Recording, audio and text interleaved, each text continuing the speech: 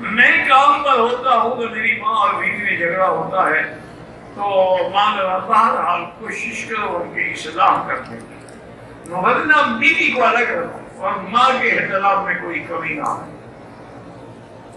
وہ جھگڑا کرتی اسی طرح ہے نا کہ بھئی چھٹی کرائیں جان چھوٹے اور گھر پہ جائیں، ماں پڑی رہے مرے نہ مرے، جیسے پیدا کیا اس کو اکیلا چھوڑ کے چلے جاؤ۔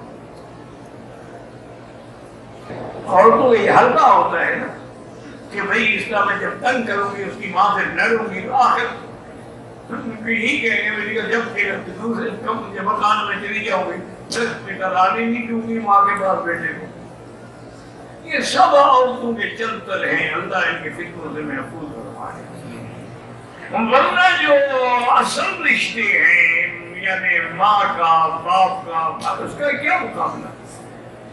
حجاج بن یوسف نے ایک جنگ کے موقع پر ایک عورت کے خامد کو بھی پکڑ لیا، اس کے بیٹے کو بھی پکڑ لیا، بھائی کو بھی پکڑ لیا۔ اور حجاج آپ کو پتہ ہے تاریخ کا سب سے بڑا ظالم انسان ہے، ظالم ہذہ الامہ، حضور کی امت کا سب سے بڑا ظالم۔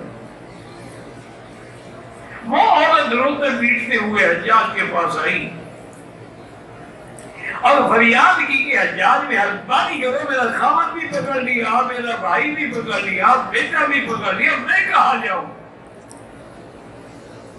حجاج کی بھی موڈ میں بیٹھا ہوا تھا، کہنے لگا اچھا ایسا کرو، ان تین میں سے جس ایک کا تم کہو گی میں اس کو چھوڑ دوں۔ اس نے کہا میرے بھائی کو چھوڑ۔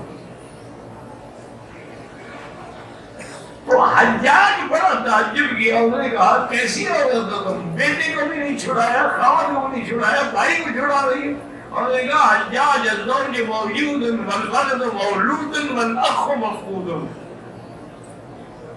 اور نے کہا حجاج شوہر کا کیا ہے، مکان شادی کر کے نہیں اشرف خان دے دوں گی، اولاد کا کیا ہے، نئے خاون سے اور اولاد پیدا کروں گی، بھائی میں کہاں سے لاؤں گی؟ تو اس لیے یاد رکھیں عورتیں تو مل جاتی ہیں، ماں باپ بھی نہیں۔ عورتیں تو 4 شادیاں بھی کر سکتے ہو، ماں تو 4 ہی رکھ سکتے ہو۔ تو ماں کا جو مقام ہے اس کا احترام کرو، اور زیادہ تنگ کرتی ہے اس کا رد کرو۔